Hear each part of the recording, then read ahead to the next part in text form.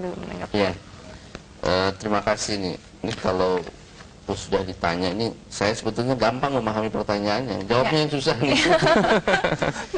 Ya, mungkin dari Ihsanuddin tadi ya, tapi bukan Ihsanuddin Nursi ya, Bang Ihsanuddin ya.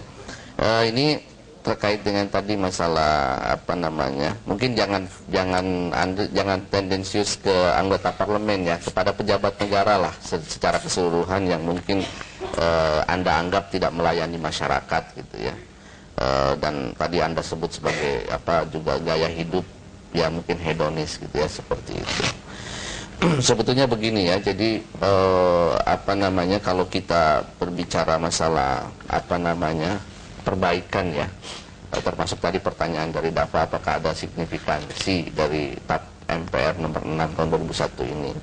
Saya sih ya tetap selalu optimis ya bahwa signifikansi dari adanya TAP ini insya Allah ada lah buat kita ya.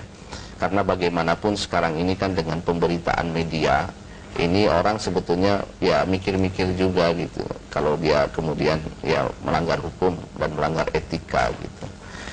Saya terus terang, saya walaupun saya tidak melakukan survei sendiri ya, riset, tetapi saya bisa mengatakan kenapa sekarang orang sepertinya melihat korupsi meningkat, pelanggaran etika meningkat. Dulu kurang, menurut saya tetap dulu lebih banyak, tapi dulu itu tidak ada yang berani mengungkapkan ya. Sekarang itu Anda tahu misalnya ada yang cuman korupsi 3 juta rupiah itu juga terungkap ke media gitu sekarang ini gitu ya. Jadi sekarang ini bukan meningkat korupsinya kalau menurut saya, tetapi yang terungkap ke medianya semakin banyak daripada yang dulu. Nah karena itu menurut saya ini tentu ya, ini bagaimanapun ada apa namanya deterrent efeknya lah, pasti ada apa namanya efek jeraknya gitu.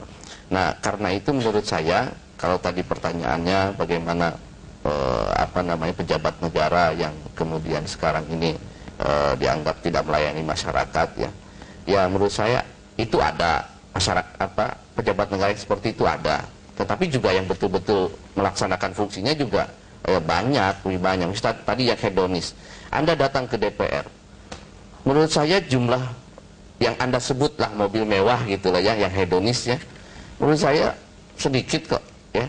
Yang lainnya ya apa namanya dalam kategori wajar lah menurut saya gitu ya. Jadi di titik ini memang saya juga takut kalau saya terlalu ini takutnya dikira saya membela diri ya. Jadi menurut saya silakan, tapi Anda gitu kemudian ya, buktikan gitu. Anda harus belajar juga untuk kemudian oke, media informasinya demikian, tapi Anda juga harus menjadi orang yang terbiasa membuktikan hal-hal seperti itu, karena boleh jadi juga informasi itu tidak benar, sebetulnya benar gitu. Nah kemudian tadi juga yang masalah etika saat sidang gitu ya. Jadi begini, kadang-kadang juga saya termasuk yang suka takut juga nih adik-adik sekalian ya. Kan manusia kan ada ngantuknya ya, apalagi habis lobby sampai 1 pagi. Itu kita hanya ngantuk 2 detik saja, begitu pas di sorot ini, siapa yang kemudian mau tahu bahwa itu cuman misalnya cuman 1 menit sekian detik gitu.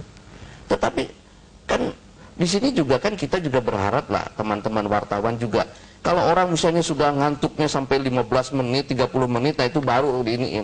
Tapi orang baru begitu, tolonglah jangan ini. Artinya kita mungkin pas ngantuk kameranya ke situ gitu Olga ya. Sehingga saya terus terang saja selama saya jadi anggota DPR ini, saya berusaha menjadi orang yang sadar kamera. Jadi setiap saya sidang, saya selalu berusaha sadar bahwa di belakang, di atas saya ada kamera. Begitu saya merasa ngantuk, saya tuh keluar. Kemudian ya apalah cari udara segar, kadang-kadang kemudian kita cuci muka gitu. Sebab fatal sekali itu kalau sudah kena sama kamera ini.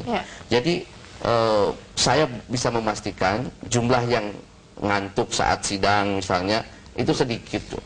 Ya, sedikit ya. Ya, dan kalau Anda misalnya kemudian tidak senang dengan itu dan Anda kenal dengan dia, Anda jangan pilih lagi dia gitu ya. Saya juga sama, kalau saya begitu dan kemudian Anda kenal saya dan Anda di dapil saya, jangan pilih saya lagi, silakan. Termasuk kursi kosong gitu Pak ya? Nah, termasuk kursi kosong.